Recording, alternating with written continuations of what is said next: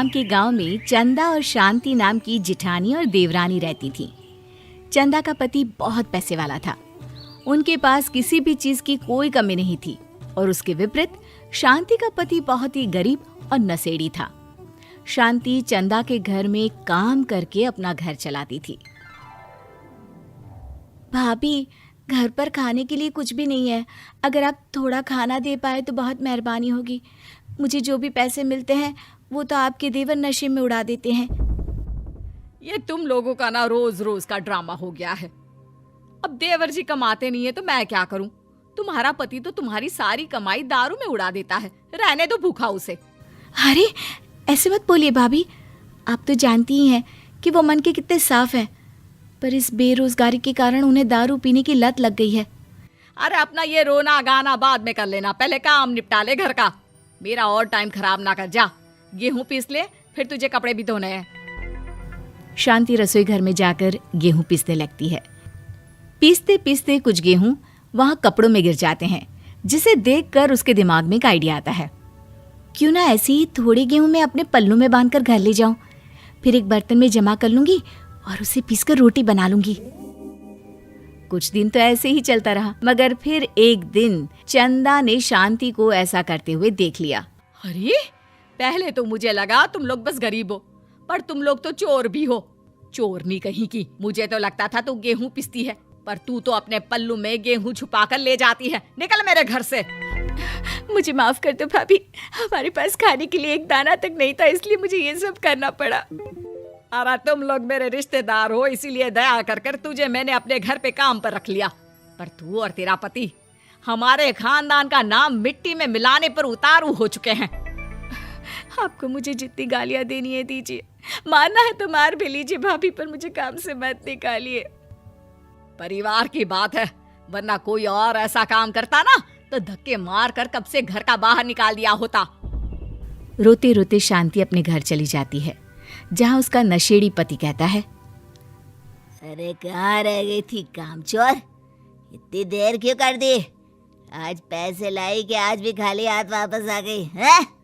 अपने हाथ दिखा। जरूर पैसे छुपा लिए ताकि मैं दारू ना पी पाऊं।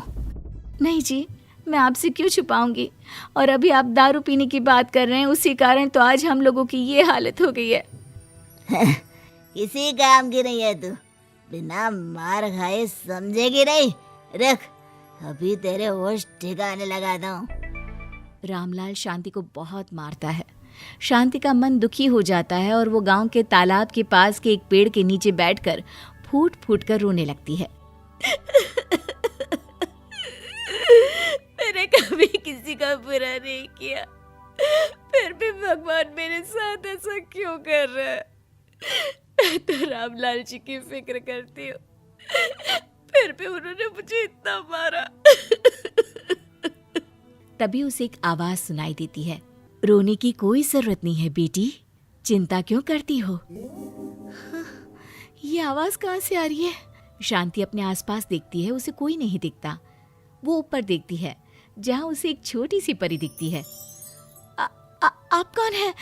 आप तो कोई परी लगती हैं। हाँ बेटी, मैं इसी पेड़ पर रहती हूँ।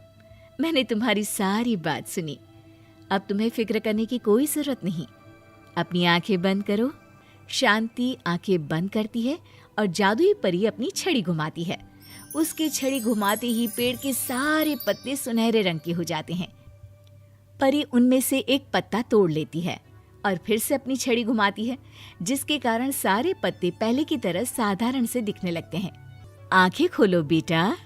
लो, इस पत्ते को ले जाकर अपने तकिए के नीचे रख देना।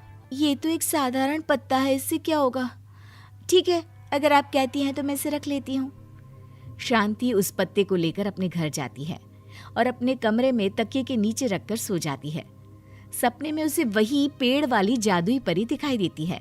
बोलो शांति, क्या चाहिए तुम्हें? मैं चाहती हूँ हम बहुत अमीर हो जाए और मेरे पति नशा करना छोड़ दे, उन्हें कोई काम भी मिल जाए। कल जब तुम सुबह नींद से जागोगी, तुम्हारी इच्छा पूरी हो गई होगी। अगली सुबह शांति नींद से जागती है। अपने आसपास का नजारा देखकर चौंक जाती है। उसके बिस्तर पर चारों तरफ सोने चांदी रखे हुए थे। हे भगवान, कहीं मैं सपना तो नहीं देख रही? इतना सारा सोना, वो भी मुझ गरीब के पास। रामलाल जी को बताती हूँ, वो बहुत खुश होंगे। शांति जैसे ही कमरे के बाहर जाती है, वो देखती है कि रामलाल सूट बूट पहने काम के लिए बाहर जा रहा होता है। मुझे शहर में एक नौकरी मिल गई है शांति, मुझे आने में देर हो जाएगी, घर का ध्यान रखना। और इस तरह शांति बहुत अच्छा जीवन बिताने लगती है।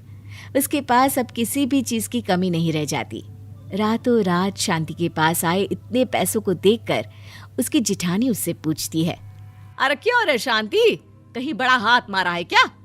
अचानक तुम लोगों के पास इतना पैसा कैसे आ गया? नहीं नहीं भाभी, ये सब तो जादुई परी के दिए हुए पत्ते का कमाल है। शांति जादुई पत्ते के बारे में सारी बात चंदा को बताती है, जिसे सुनकर चंदा के मन में लालच आ जाता है और वो झूठ मूठ रोते हुए उसी पेड़ के नीचे जाती है जहाँ उसकी रोने की आवाज सुनकर जादुई परी कहती है, क्या हुआ बेटा, क्यों रो रही हो?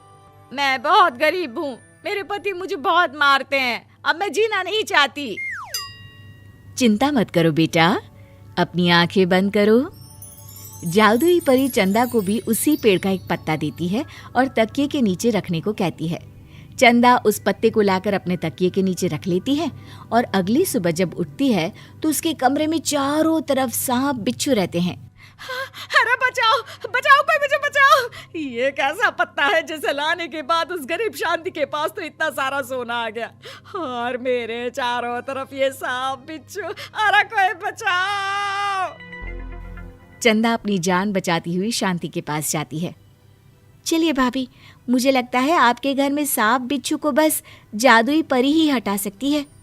दोनों मिलकर जादुई परी के पास जाते हैं। ये सब तुम्हारे बुरे इरादों का नतीजा है चंदा। तुम झूठ मूठ बस पैसे के लालच के कारण यहाँ आकर रो रही थी, इसीलिए तुम्हें जादुई पत्ते ने उसकी सजा दी। अरे मुझे माफ कर दीजिए जादुई परी, मेरे मन में लालच आ गया था। अरे शांति, तुम भी मुझे माफ कर दो, मैंने तुम्हारे साथ बहुत गलत किया है, फिर भी तुम मेरी मदद के लिए आई। चंदा को अपनी गलती का एहसास हो जाता है, इसलिए जादुई परी उसके घर से सारे सांप बिच्छू को गायब कर देती है। चंदा और शांति आपस में मिलजुल